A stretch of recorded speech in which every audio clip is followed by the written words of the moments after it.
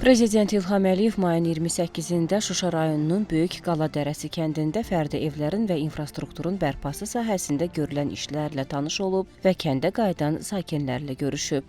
Şuşa rayonunda Prezidentin xüsusi nümayəndəsi Aydın Kərimov dövlətimizin başçısına görülmüş işlər barədə məlumat verdi.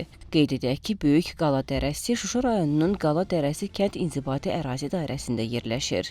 Kənd 1992-ci ildə Ermənistan Silahlı Qüvvələri tərəfindən işğal edilmişdi. 2023-cü ildə Azərbaycan Silahlı Qüvvələrinin həyata keçirdiyi antiterror əməliyyatı zamanı Böyük Qaladərəsi işğaldan azad olunub.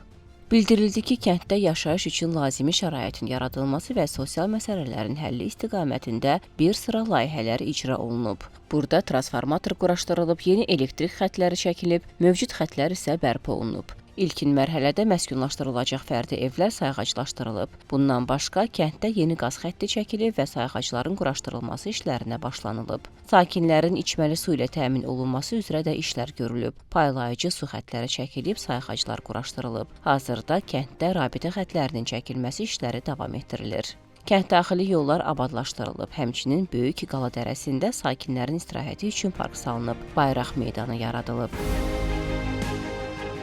Kənddə ümumilikdə 50 fərdi ev var, onlardan 13-ü yararsızdır, 37-si isə qismən yararlıdır. Birinci mərhələdə artıq 17 ev bərpa olunub. Növbəti mərhələdə isə 20 evin bərpası planlaşdırılır. İlkin olaraq kəndə 64 nəfər, 14 ailə qayıdıb.